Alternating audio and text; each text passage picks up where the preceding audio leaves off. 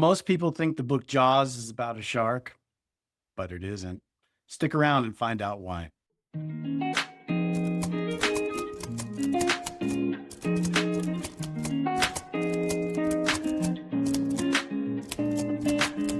Welcome back to From Pen to Page. Summer's coming, and one of my favorite movies is Jaws. While the movie made people afraid of the water, the book might make you afraid of people. The movie itself was huge. I think one of the top-rated first ever blockbusters to really come out in the late 70s. Well, before the movie by Steven Spielberg and Carl Gottlieb, there was the book by Peter Benchley. And the two are actually pretty different. So today I wanted to talk about what are the major plot and character differences between the book and the movie. Thematically, what are some of the differences? And then finally, who did it better? Steven Spielberg and Carl Gottlieb, or the author, Peter Benchley? I think the first thing we need to jump into is the protagonist, which is Martin Brody. Brody is such an interesting character because both in the book and the movie, he's portrayed as this world-weary cop that has come from New York, and he's afraid of the water, and he's also just burnt out. Now, in the film, he's kind of a grounded hero. He's an everyman's man. He comes in, he's just trying to do what's right. In the book, he's much more insecure and much more passive. He's tired. He's exhausted. He's seen the seedy side of New York. His wife, Ellen, has been moving around in social circles on the East Coast. He doesn't like the people that she's been around, the higher class, snobby kind of people. And so he's moved the family to Amity Island, which is kind of like the sticks in that part of the world at that time. In the book, Brody is escaping the crime and the corruption he sees on the East Coast and moving to this little town. And then he discovers that Amity Island is full of the same corruption that he saw on the mainland, right? Really, the movie is about survival and courage, where the book is about class dissatisfaction and trying to get power. I think that there's definitely a thematic change that's going on there. The biggest difference that I noticed between the book and the movie is that Hooper and Brody's wife have an affair in the book.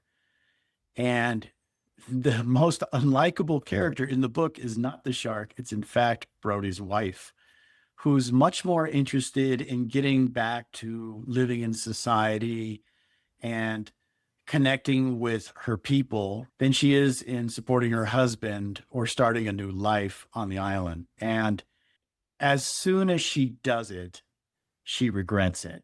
She kind of lets it slip to Brody in kind of subtle ways that this is going on. And so even Brody in the book near the end is aware of the affair.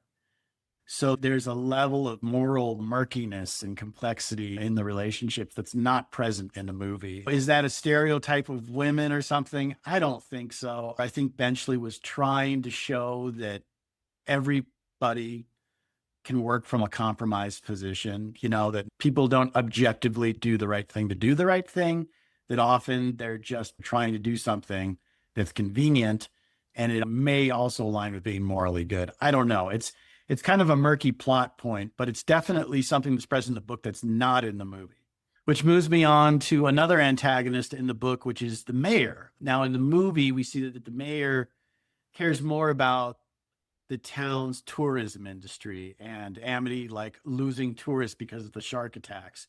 In the movie, we see these fantastic scenes where people are getting mauled and you see the chaos, people running out of the water and screaming, and the famous scene where they're all in the town hall and you've got Quint scratching the chalkboard. But all that ties back to the mayor and the fact that he's really just working out of simple greed in the movie. In the book, the mayor actually has mob ties. And it goes beyond greed. It goes on to self-survival. He's got to get more money into town so he can skim it and pay off his mob connections. I think ultimately the book really deals with the systemic rot in the town, whereas the movie is more about denial of what's really going on, the fears of everybody, including Brody. The book obviously is much more complex than the movie. And when we get to the actual titular character, Jaws, the shark, in the book, He's barely in it. I mean, that's what's interesting to me is that we hear John Williams music, the dun dun dun dun dun dun, and we see the movies and all the sequels and all the spin-offs and all the movies that kind of tip their hat to Jaws through the years. But it started off with a book that wasn't really about a shark at all. It was about corruption and greed and all these things. But the shark in the book is a pretty minor character throughout.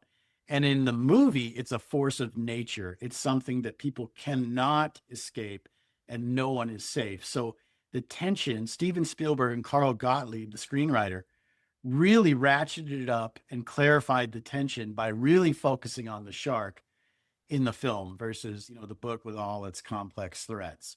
So we come down to the themes, and it's interesting because when we talk about thrillers, we tend to think that they're just for fun and that's it. And they can be.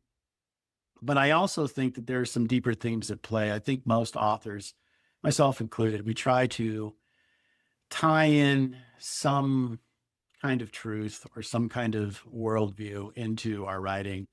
And I think with Jaws, it's basically saying that people are already broken to an extent, and the shark is just exposing that brokenness and is almost like a judgment on the people of Amity. Whereas the film, because it focuses more on Brody and his fears and his insecurities to do the right thing, I think the film really is about how even flawed and broken people can rise up beyond their own personal problems and fight something bigger than themselves. And I think that's kind of thematically where the two diverge.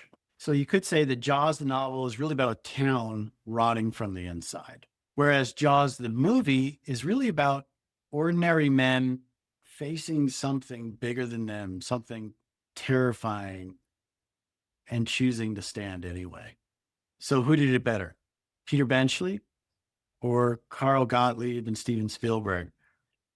I got to say on this one, I think Spielberg and Gottlieb, that was the theme that I resonated more with. My hat's off to Peter Benchley for the premise, for the characters, for the atmosphere. He did a fantastic job. But I think when it comes down to, themes, it was Spielberg that really drove it home for me. But what about you? Obviously, this is just my opinion. I'd be curious what you guys have to say. Which one did you enjoy more? Which one felt more grounded? Which one had more tension? Let me know in the comments. And as always, please like and subscribe. We'll see you next time.